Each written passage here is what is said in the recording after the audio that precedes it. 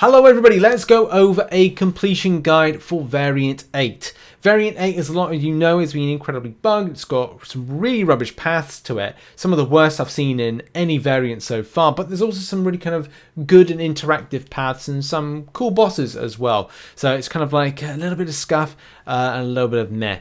So I've put together a spreadsheet. This goes on from the one I've created quite recently, which is the kind of Variant 8 #mercenary and Deadpool family prep sheet, which has more to it. It's not just about that. There's going to be some bottom tabs which you'll be able to see on the screen right now, which have different bits of info. Now you can go against some of the interactions, because sometimes if you do a shock and an incinerate, it suppresses evade on one of the bosses. So there are loads of different types of advantages. Power control champion options, you name it. All of those are #mercenary and Deadpooloid based champions to interact with. I've also included crossfight buffs and champs that you get. Also, Newland's theories, great and amazing interaction Deadpooloid special attack champion. So, like, you know, what to expect. Do bear in mind, some Deadpooloids have different types of abilities, which are a little bit annoying, but as long as you've got a handy degen or some kind of debuff around, you're sure to interact with it quite well. There's also, which you can find a link in the description on this, a breakdown which we're going to go over today of some of the completion guides, some like top champions, interaction stuff. So there's kind of like a written version to this as well as a video version. And something just to kind of like mention is that I am trying to work on synergy for champions that are going to be helpful for Variant 8. One of the biggest problems that I've had with this variant is not just the fact that some of the paths are really scuffy, and Kabam decided to put some really weird champions on those paths. But that's just it. Sometimes Kabam get it completely wrong, or sometimes they want to go, oh, we want to get them to interact with stuff. Like the way that I think it's on the last 3.2, there's this Ebony Morph fight, which is just stupid at the end of like a vigorous assault. And then there's kind of like another thing with having Strife on there. So you'd end up having to look into synergies of stuff. Like I think there's a synergy between Spider-Ham and Gulpo, I want to say, that mean that some of your hits don't miss, which is going to be great. And it may be a case that you might have to look into elsewhere field, bring in other champions to bring in pre-fights and cross-fights, like Mr. Fantastic, like Odin, loads of different things, which unfortunately mean that this is I don't think this is like how we kind of envisioned the variant to be. But let's carry on and let's focus on the completion side of things, some of the boss interaction, and some top champions to take on the stuff. And I definitely will be adapting this spreadsheet and adding more to it as I go on, especially as I do the exploration and find some different champion options. Now, you might think this is a bit weird, but this kind of worked for me personally. So I would have said for 1.1 that the flare path is normally the best path in order to go to. Now, if you've got some of the pool champions, great. If you've got an OG Deadpool, that's great. If you don't have any of those, then, you know, we can't say, hey, go for those because they're the best options. So first of all, I decided not to go down the route of Nebula with the flare and as well go to Hitmonkey with a flare. The reason being, I'm not a massive fan of Hitmonkey, especially. I'm easier to do the SP1 rotation, but I think if I go back, I probably will return down that route. So I decided to go easy and pick up on the shifting immunity route, which is actually pretty easy, and that was with Iron Fist X23 and going up here to the flare part, because I can do those champions. It's just when you get to Electro, you might find a bit of an issue, and maybe it's a case that you're seeing a lot of damage taken. Now, there are some pool champions that gain back regeneration, and that's handy against certain things like Electro when it comes to that fight. Also, like Gwenpool is a dead certain, like a really decent champion for that. But when it comes to, and I would say put boosts on if you have any troubles. When it comes to the final boss, this is Arc Overload, Life Cycle, Bob and Weave, and Immunity to Bleed. Now, the thing is with this champion, that life cycle is annoying, but even more so because that Deadpooloid is going to get a Nick Fury type of regeneration, which is going to be a little bit frustrating. If you knock down the champion various different times, if you've never done life cycle before, essentially you want to do parry heavy until it's a point that you bring down the life cycle. So it goes from like a blue to a purple type icon. In doing that, it's going to be a case that when you do bring it down, because as soon as you do that heavy attack, it goes grey. In that grey period, you then throw a special attack or you throw a great amount of damage. For me personally, I wait until I've got at least an SP3, and as soon as I've taken down, I've done a heavy attack and I've taken off life cycle, then it's a case as he's been knocked down and it's going grey, then I throw my special attack and then it takes out the champion. That's the best thing I can say about trying to do life cycle and SP1. Yondu is a heal block champion option, and I'm still looking to synergy options that will give any heal block that would be, good at taking this down. Over now to 1.2. 1.2 has a really nice route, or a lot of these kind of lower things do have like less amount of champions per path, which is a great plus, but there is a lot of champions towards the top area. Poison vulnerability, in my opinion, is one of the best ways to go. You pick up bad breath, which gives you a poison debuff, which allows you to do more damage with poison against these champions. That continues on down here, especially going up against the likes of Nightcrawler. And I would say if you don't have a champion that's got an evade based counter to it, then build up to an SP3, parry heavy, parry heavy. That could be the best option, and then shooting an SP3, which that's definitely going to hit, and I would recommend that.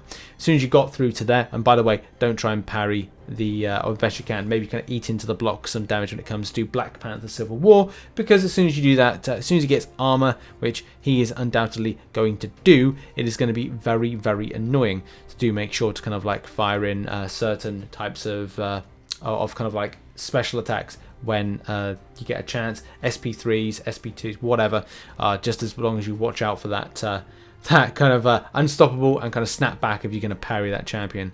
Then you got the final boss, which is going to be Deadpool X-Force. Fundamentals is basically now fixed, and if the champion has a full bar of power, 2 bars or 3 bars of power, he is going to be annoying. So he's going to be unblockable, and trying to get heavy attack off is going to be very difficult. But yeah, don't do it. Essentially, when you get up to 3 bars of power, you're just playing an intercept game. Even more so because this goes into Counter-Strike, and you're going to be evading all the time, so it's just going to be swipe, swipe, swipe, just to kind of build up your passive furies. Then it's the case, yeah, okay, you're building damage, and that's great, or building the ability to do more damage, and that's great. But I would say with this one, if you have any power control options, it may be the way to go. Gwenpool can do this, especially if we're looking to rotate around Innovate, and as well the same thing when it comes to Luke Cage. But if you're looking to take power off the enemy in order to rotate around things like the 1 bar of power marker, then unfortunately that puts you in a Nebula territory with an SP1 rotation. It's definitely something I'm considering to rank her up, but I kind of feel like am I just ranking up champions now for Variant 8 specifically, and some of these champions, which are good by the way, I kind of won't really kind of put them into my roster, so I'm kind of making that decision soon whether or not I rank 5 Nebula from a rank 4 position. I'm just trying to see like what I get from my my crystals from doing the completion, then taking it from there. And I would say the same thing with a lot of players, do a completion and then kind of come back and kind of think, right, am I rank 5 in this champion just for Variant 8? And now on to Symbiote Spider-Man. Now, the thing with this is where people think that's the most easiest path, okay? For me, I felt that the most easiest path was on shock vulnerability. The reason I felt this was the case is just like I felt like some of the champions on this route, especially if you've got a shock-based champion, if you've got likes of Nebula, if you've got Black Widow Deadly Origin, and as well if you want to take any champion, because here you go, as soon as you smack off against Cyber Hive, you get the opportunity to do a poison and shock on the opponent. Now that's relatively helpful, especially for champions that don't normally get those, so that could be something for you. So whether or not you use Massacre, which is normally a champion that would incinerate, maybe you're doing Luke Cage, there's so many champions to choose from in order to do this route. And as I said, like this was probably my most favorite route to go down this way, because again it adds shock vulnerability, and as well, getting up to the end boss, which is good, has and plays into the dynamic of this. Doing shock damage or shock debuffs suppresses evade, so that's something to point out, which is called light 'em up. Whenever the defender is suffering from a shock or incinerate debuff, they also suffer a 200% reduction in their ability, their evade and auto block ability accuracy. So it's important to consider options that are shock and incinerate. This again puts us back to the likes of Massacre, Black Widow Deadly Origin, that playing into that node element, but also Nebula and potentially Gwenpool. Now, the thing is with my choice with Black Widow Deadly Origin is consistency around getting on the debuff as quickly as possible. And that is because the enemy champion has Spry, but also has the best defense. So you're going to have to get, in order to allow Light 'em Up to come in, you're going to have to be aggressive to a degree, and you can take a parry, but you have to watch out for limber. It's just a case of the damage, speed and momentum, or the debuff, speed and momentum, which is going to be the most important thing here. So make sure that you're getting those debuffs in as quickly as you can. Oh, and also try and keep the champion to an SP2. Very, very difficult to do, but it may be a case of like, if you can be aggressive as possible and kind of do that on rotation. Now on 2.2, this is probably debatable as to like what is the most easiest path. I actually really, this is my favorite fight of this, apart from She-Hulk and that Spider-Man symbiote one. Especially because there are some really kind of nice paths, there's some interesting ones, and there's some funky ones. So the main path I'd say that's most easiest would be Poison Vulnerability aspect of evolution. But I wouldn't rule out the likes of Stun Vulnerability, especially if you've got a Luke Cage on an SP1 rotation, Gwenpool as well, that's able to keep the stun consistent and as well allow for some good amount of damage. This also could be like a good option right here. And I did Turtling and Breakthrough, and I found that that was relatively good as well. So between those that Poison Vulnerability, which is right there, and as well as some of the others, it's just a case of going like, well, what fits you? The Stun Vulnerability is quite easy on the champions you fit on the routes. You know, going up against a Winter Soldier, a Wolverine, a Red Guardian, and a Drax are actually easy opponents to go up against, especially compared with MODOK and Terex. So you do you at the end of the day of where you find this to be the most easiest. This Old Man Logan fight, I did actually like pretty much. It was actually a relatively nice rotating fight. Keep the champion to an SP1. Try not kind of to do much when it comes to being a champion that shrugs off debuffs. So if you get debuffs, don't shrug them off. Like that's another thing as well. Whenever the attacker purifies a debuff, they receive burst of degen damage. It's not good when that happens. Trust me on that one. And also Conflictor, which is every 7 seconds the next debuff activated on the defender is immediately purified each time, and the champion gets power. Now it is possible to kind of like hit the champion, get some debuffs on, but not excessively. I'm talking like, well, champions like Gwenpool. Domino actually is probably one of the best ones because she doesn't excessively put on debuffs, so therefore you can rotate around SP1s and SP2s with the champion. So keep it just to SP1s, parry, hit a little bit, you know, stuff like that. Or maybe like a Deadpool of some description that doesn't do too many debuffs. So yeah, it's a pretty like fun fight, to be honest. Now on to 3.1, another debatable easy path situation. For me personally, I decided to go down Flare and Highly Flammable, especially because I had champions that do incinerate damage and rotate quite nicely. Gwenpool and Massacre were actually really good options for this. But at the same time, you could say that, and with that one as well, you could do Domino with the Red Hulk synergy, doing that parry heavy and doing nice incinerate damages.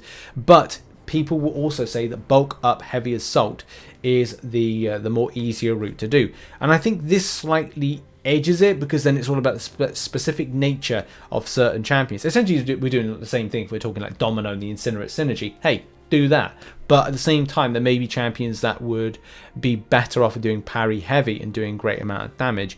So yeah, that's just like something to kind of mention there. Which one you find that's easier? If you've got Incinerate champions, then hey, use that kind of other route. But if you've got champions you're like, well, I can just do heavy assault and bulk up, hey, again, you do you at the end of the day, whatever's most comfortable.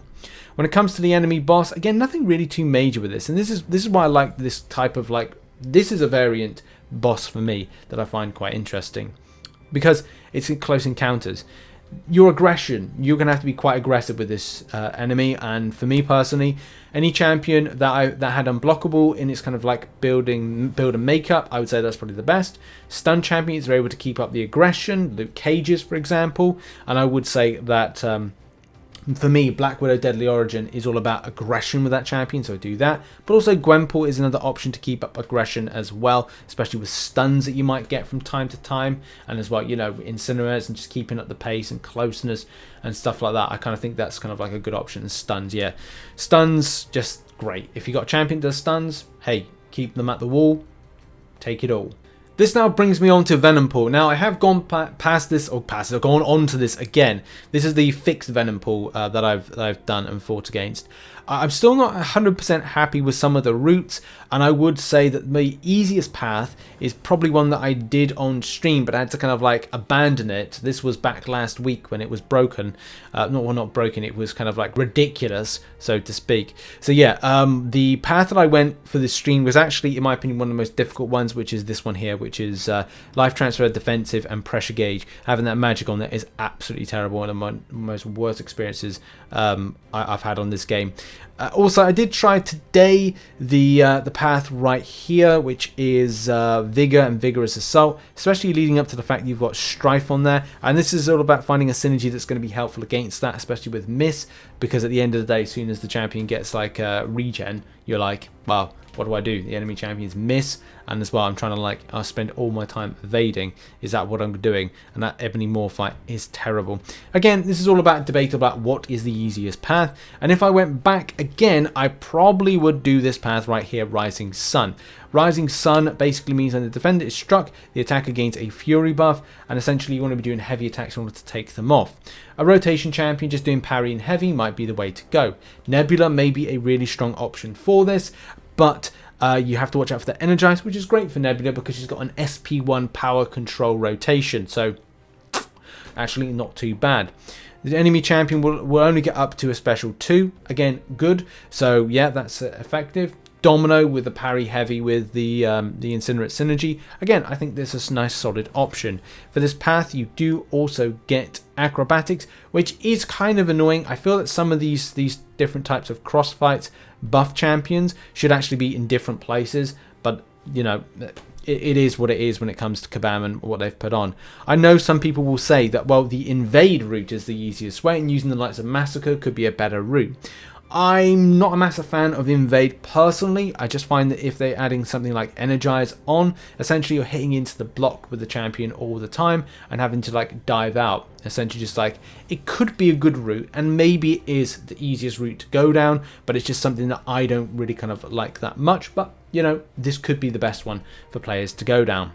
And now on to Venompool. Venompool is an annoying boss still. It's not as ridiculous as it was, but I would say this champion does come with a lot of warnings.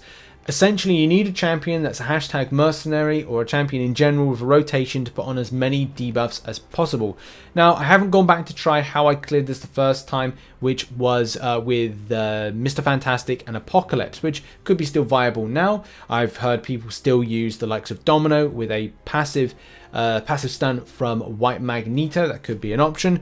I personally decided to go back of my second try with champions that were just hashtag mercenary, because at the end of the day you may not have some of these champions that I've mentioned, so it may be a case of going like, okay, well, going back with it, what did I use? What did I find effective? Well, I used Black Widow Deadly Origin. That was my go-to champion for this because of getting debuffs on the enemy quicker. I also tried out Gwenpool a little bit, and that was okay. I just kind of feel like champions like Awakened Deadpool X-Force is going to be good with Duodinium Poke, as well as anything that's able to get debuffs quite regularly on the enemy quicker. And that is going to be a key thing right there for Smorgasbord. So I would say, if you don't feel that you've got a champion that does that, and especially rotates around getting lots of debuffs very, very quickly, or within that 30-second timer, then it could be a very frustrating fight. Keep the champion to an SP1 for God's sakes. If you do get worried, then and you do an SP2, try not to punish that SP2. And try not to hit the champion whilst it's got power gain buffs on, because it will be painful. Nebula is also a good option for this because of, again, certain interactions with putting off large amounts of debuffs, especially if you've got a rank 5 5-star version. It's going to be good for you know, dealing with this. But do bear in mind that this is a very, very scuffy fight, and keeping to an SP1, finding a champion that's able to punish and kind of build up the debuffs quickly are kind of the best ways to go for this if you can. Massacre as well can be a good option, but yeah, that's that's my top picks. Now I do have a stream that will be up on my Twitch channel, which has that I'll try and get it onto the YouTube channel at some point. I am going to be going back to do another kind of like run of completion type, not completion, but another kind of run from start to finish again in the coming weeks. I'm going to focus on Cavalier difficulty, 100%ing that, then variant 8 to wrap up the month of November. But yeah, I'm also going to do the 100% guide, the exploration guide, as soon as I can, probably towards the end of the month. I'm going to like chill and get through this, as well as many others are. So come out to live stream where we're going to do this, and as well I will update the spreadsheet with all of the synergy info that I can get, but it's going to take time, so bear with me. I am working on other MCOC projects. But yeah, thank you very much for coming out and watching this video. Make sure as well to check out some other content located on screen right about now, and I'll see you in the next video whenever that will be. Busy day tomorrow. Cheers, see you then, bye bye.